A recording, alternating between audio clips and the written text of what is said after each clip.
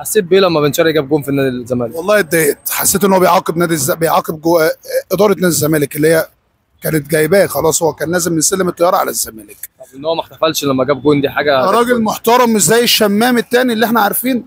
يعني في اتنين راحوا الاهلي، في ثلاثه راحوا الاهلي، اتنين شمامين واحد محترم. طيب لو الخطيب ادالك عرض عليك مليون جنيه وتبقى زملكاوي وتبقى اهلاوي، ايه لو رايك؟ الخطيب عرض عليا مليون جنيه وعشان ابقى اهلاوي هنصب عليه ياخد المليون وبعد كده اروح اشجع الزمالك. راجع نفسك دي مليون جنيه على فكره. ولا لو 5 مليون جنيه. انا لو زملكاوي هقبل. في ناس ممكن تغير الديانه بتاعتها ما تغيرش انتمائها الا الاهلاويه، ان الاهلاويه معظمهم ما يزعلوش مني، انا ما اعرفش في مين مع مين اصلا.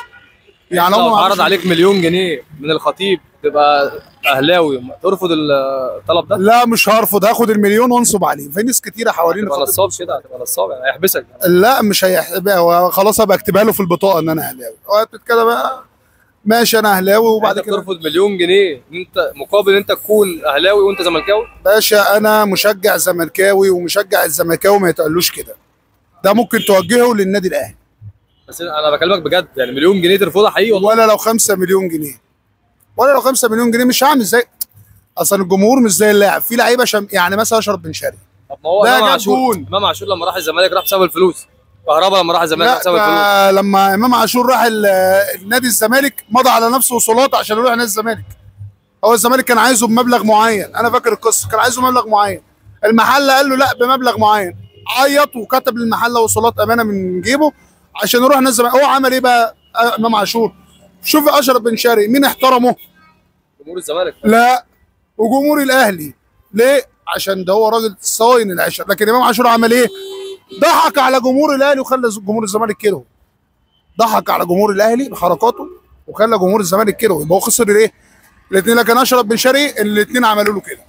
ليه؟ راجل محترم وراجل صان العشره، صان العيش والملح. يعني افهم من كده انت ممكن تشجع اشرف بن شرقي في النادي الاهلي؟ لا طبعا. لا طبعا. شجع اشرف بن شرقي. ماتش الاهلي والزمالك كان ماتش قمه في كل حاجه للزمالك، من اول الجماهير ودخلاته لغايه مستوى الفريق لغايه مدير جمهور النادي الاهلي كانت عامله كده QR. فهمت حاجه؟ الجمهور الاهلي عايزه ساحر يفهمها. عشان قعدت امسح الباركود ما طلعليش حاجه الصراحه. يعني قعدت امسح في الباركود، الناس نفسها الاهلاويه اندهشوا. يعني ايه رايك في المدير الفني كولر ولا باسيرو بتاع زمان؟ لا باسيرو. لو سالت اي حد في الدنيا، لو سالت اي زملكاوي، لو سالت اي بس سيبك من اي اهلاوي عشان الاهلي ما يعرفش مين. معظم الاهلاويه ما يعرفوش مين اسم المدرب بتاعهم اصلا. لكن باسيرو تفوق طبعا. طبعا. طب صفقات النادي الزمالك احسن الجديده ولا النادي الاهلي؟ يعني ايه رايك، اشرف داري ولا مصدق؟ والله مصدق. مصدق طبعا، مش عشان انا زملكاوي لكن هو ظهر مستواه. الكره بتاعت محمد الشناوي اللي هو ربنا يخليه لنا ده في النادي الاهلي، يعني راجل عامل مستويات يا ربنا يخليه ويجدد. عامل مستويات هايله بصراحه يعني بالنسبه للزمالك. يعني هو بيحب الزمالك محمد الشناوي. اشرف داري جه يطلع كوره ما طلعش الكوره، كان مصدق، كان واقف في ستايل في الملعب باص